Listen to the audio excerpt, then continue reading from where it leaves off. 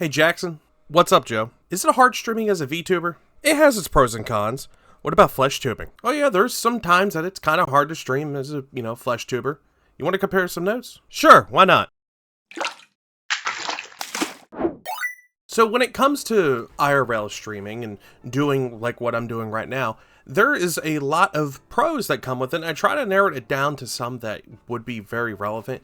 And one of the things that I do like, and that does get across, is the emotions that can be fully expressed. While there is advancements in VTuber models and rigging and things of that nature, nothing really gets emotion across better than the actual face of the person, as well as, arm gestures like I'm currently doing right now, because I don't know why. I think it's a northern thing. I'm not too sure about that. But emotions really do get across when it's, face to face and what I'm doing right now. And I really do like that aspect of IRL streaming. Plus, it's something that people can relate to and put a picture to, essentially, to when they hear a voice or something of that nature. I mean, they can do that too when it comes to VTuber models. But a lot of people like to gravitate towards real people to attached to, or something of along those lines. And same could probably be said for VTubing. Another big plus and con, or pro, when it comes to streaming IRL, I can pick up my phone and go for a walk and stream the whole thing. I can go to different events, conventions, and do a bunch of extra stuff when it comes to streaming IRL. As long as budget allows, I can do a lot of things, from IRL Battleship that other streamers have done, to going on thrifting tours, or going to concerts, or going to conventions like anime conventions, video game conventions, go hunting for different video games like what I do from time to time. Being IRL allows me to do that. While it is possible to do that for VTuber, it's really hard, and they're limited on what they can actually do, especially if they're trying to protect their identity or something along those lines. Another pro when it comes to that is kind of along the lines of doing, going to cons and stuff. You could do tabletops like D&D, like physical D&D. You can do board games, you can do TCG stuff, and you can do that stuff online as well. But there's a lot of stuff that isn't on tabletop sim, or they don't have any video game ports itself, like how MTG has MTG Arena, Cardfight has Deer Days, Yu-Gi-Oh has Duelist Arena, or something along those, Master Duel, that's it. They have that kind of thing, where in reality some games really don't have that, or they're fan-made servers and they're janky and stuff along those lines. So when it comes to doing tabletop or something along those lines, IRL is way better to do that than, compared to a VTuber. So on my end for pros when it comes to VTubing, I mean, there's a couple different things, but I have some that I really do want to talk about, like how it's more creative to do streams. While yes, IRL stuff, you can do unlimited amounts potentially, but it all costs money. When it comes to VTubing, all you got to do is find assets. You can find stuff cheap or free, so it makes stuff interesting. Heck, in the background, that snow gif, it adds on to the quality of the stream and all the other different things you can do with a VTuber model. It's it's kind of interesting. Then, for those people who are worried about their identities, this is one way to do it. You can hide your identity. No one has to know who you are, what you look like, and especially if you're trying to just, stay away from people that have found you in the past or harmed you or something like that. VTubing is definitely a way to be safe and a way to be able to perform and stream to those in front of you and pass on messages of good vibes and everything in between. It's, it's really cool when it comes to that. This is also very disability friendly. A good example is Iron Mouse. She is one of the biggest VTubers that there is, if not the biggest VTuber on the platform. Because of VTubing, she was able to make a career, find medical help, do a bunch of things, even do a lot of charity work when it comes to the Immune Deficiency Foundation. She's inspired a lot of people who have disabilities, who have things that prevent them from getting normal jobs, to do VTubing. She's such an inspiring person in this community. It's fantastic. So when it comes to disability, VTubing opens up the streaming platform for a lot of people, especially when it comes to being comfortable in their own skin and being able to do something like this, because it takes a lot to actually stream, put on the mic, and go about doing your thing, whatever your stream's about. It's also easier for fans who want to draw art for the streamer that they like. A lot of people don't feel comfortable per se when it comes to making IRL art of streamers, but when it comes to VTubers, they feel a lot more comfortable because the anime aspect is there. So they just like doing art a lot more for VTubers. And, you know, it's nice to see communities give back to the streamer by making them art out of appreciation and such like that. And yes, there are lewd, you know, arts out there. I'm not going to ignore that. Those are a thing, and people do that. It's up to the streamer if they, you know, allow that or not. But when it comes to like making art and stuff, it makes it a lot easier for the artist. Heck, if they want to do like, you know, fan art and stuff and just put it out there, it makes it a lot more easier and attractive for people, you know? And one of the biggest cons, which I already kind of touched on, was this allows people to build up the confidence to stream, to do video creation, to do all this stuff.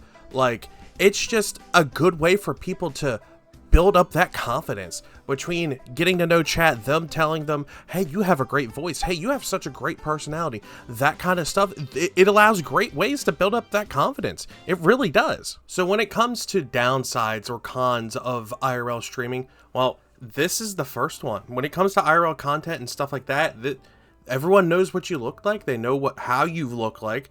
They know your, you know, the voice. So even if you like change your looks, even if I shaved my head and shaved my beard, you know what my voice sounds like. So if someone, you know, got a little weird and wanted to try and find me, they possibly could. I mean, they just, you know, need to look for this face and try to figure stuff out, which is kind of weird. And because of that, people constantly hate on looks. They always judge you. I've been told that I need to go touch grass. I need to stop the Discord moderator look. I need to, you know, go like on a diet and lose 200 pounds because I'm so overweight. I've been called everything you can think of just because they saw 2 seconds of my face. And unfortunately, with, you know, the internet, anonymity is all over the place, and people have gotten too used to talking too much crap without getting punched in the face. And is one of the things I always agree with Mike Tyson. Anonymity has made a lot of people too comfortable talking trash. And that's unfortunately one of the things you have to deal with as a, you know, IRL streamer, but also as a VTuber, I can imagine. And like I said, once you know the face, it's a lot easier to find people's, you know, information, especially if the, you know, the wizards out there that work on the computers, they can just take a, you know, a photo and just try and, you know, triangulate and find out where you're located. If people want to do harm, they're going to do it. I mean, that's what it comes down to with any form of streaming and any form of content creation. If people are petty or stupid or just angry, they're going to take it out on someone.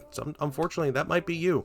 And that could be anyone for across the board. And being IRL opens you to a lot more criticism, unfortunately, because like I've said before, because of your looks, because how you act, because of what you do. And if you're not funny to some people, they'll definitely come after you because they're funny. That means you're automatically not funny and you don't deserve a platform. Heard that plenty of times too. So when it comes to cons, it's mostly based on appearance and first impressions, because unfortunately that's what a lot of people do. I could be giving billions of dollars, but the moment they look at me, I'm, you know, a piece of trash and I need to go out and touch grass because I don't do that apparently. Now, unfortunately, when it comes to VTubing, there are some cons. There are some big ones, and not even directly to the person. And what I'm thinking is the negative stigma and drama that comes with VTubing. People really attacked Iron Mouse because she did a charity like month subathon and beat Kai Cenat's record for charity. And people start attacking her, making death threats, a bunch of other stuff. Keep in mind, these are like 13, 14-year-olds, by the way, that don't know no better, and they just start a bunch of drama, and they all attacked her, and then spread it to other VTubers. They were just attacking people left and right, and it was insane for a while. And it doesn't happen that there's other people in the VTuber sphere that cause a lot of drama that goes back and forth, and they do a lot of things that just give VTubers a bad name. Like when Twitch was going through some very questionable decisions when it comes to nudity and stuff like that, there are VTubers out there that just took advantage of it and ruined it for the whole website. And they go, well, it was all a joke. That's literally everything. They play everything as a joke, and they think they can just say that and laugh it off and just, you know, forget about it. And unfortunately, there are some bad actors out there that affect the whole platform.